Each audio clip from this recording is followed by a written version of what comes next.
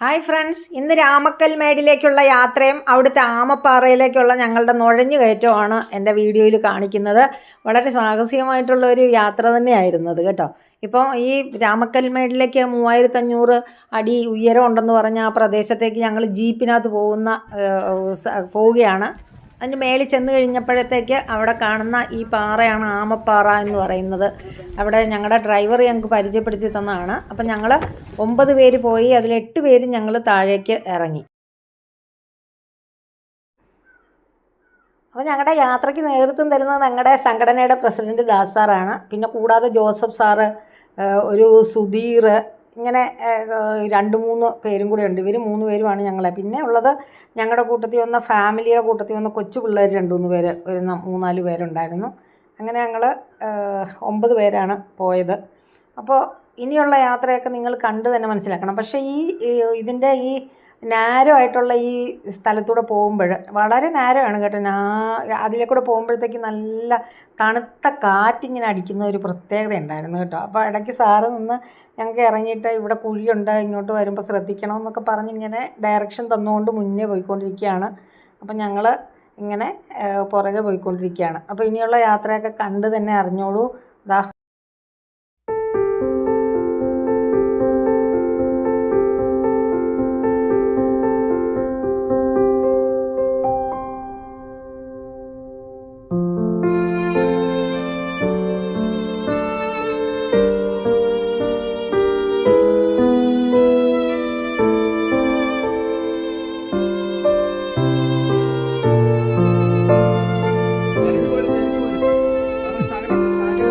ഇവിടെ ഇറക്കുണ്ട് കേട്ടോ.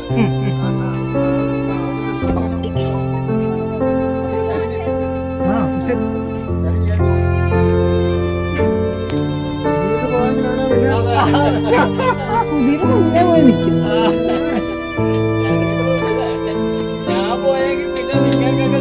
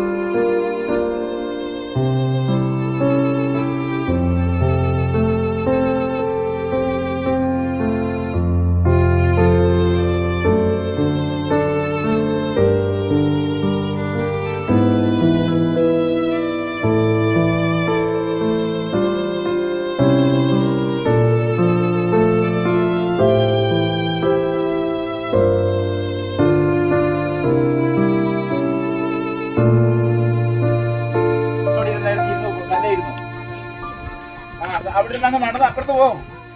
നേരെ അപ്പുറത്ത് 3 അപ്പുറത്ത് ഇറങ്ങിക്കോ. ശരിക്കും പറഞ്ഞാൽ ഏറ്റവും ഡിഫിക്കൽട്ടായിട്ടുള്ള ഭാഗം ഇതായിരുന്നു കേട്ടോ. ഇത്രയും നേരം ഞങ്ങൾ നേരെ നിന്ന് നടന്നു വന്നെങ്കിൽ ഇനി അങ്ങോട്ടുള്ളത് നുഴഞ്ഞു കയറാനേ പറ്റത്തുള്ളൂ. അത്രയ്ക്കും ഒരു ഇടുങ്ങിയ വഴി കൂടെയുള്ള യാത്രയായിരുന്നു കേട്ടോ. അപ്പം ഞങ്ങൾ അതിൻ്റെ ഇടയിലൊക്കെ ആണെങ്കിലും അങ്ങ് ഭയങ്കര ഗർത്തമൊക്കെയാണ്. അപ്പം അതിൻ്റെ ആ കല്ലിലിരുന്ന് നിരക്കി വേണം അപ്പുറത്ത് പോകാൻ.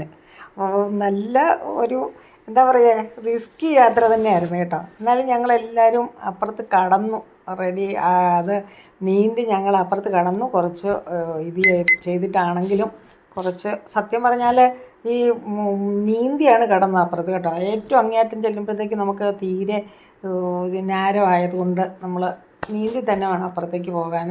ദാസാറ് ഈ പ്രായത്തിനിടയ്ക്കും സാറ് വളരെ ആക്റ്റീവായിട്ട് എന്ത് എനർജറ്റിക് ആയിരുന്നു ആ പോക്കും യാത്രയൊക്കെ എന്ന് അറിയാമോ സാറിൻ്റെ. അതായത് ഇത്രയുമായിട്ടും ഇത് ഒരു സ്ഥലത്ത് പോയാൽ അവിടെ സാറിൻ്റെ അഭിപ്രായം എന്താണെന്ന് വെച്ചാൽ ഒരു സ്ഥലത്ത് പോയാൽ അവിടെ നന്നായിട്ട് കവർ ചെയ്തിട്ട് വേണം തിരിച്ചു വരാനെന്ന്. പക്ഷേ നമ്മൾ പോയെങ്കിൽ അത് കവർ ചെയ്തിട്ട് വേണം തിരിച്ചു വരാൻ, അല്ലാതെ വെറുതെ വന്നിട്ട് അവിടെ താഴെ കുത്തിയിരുന്നിട്ട് എന്ത് ചെയ്യാനെന്നാണ് സാറിൻ്റെ ചോദ്യം.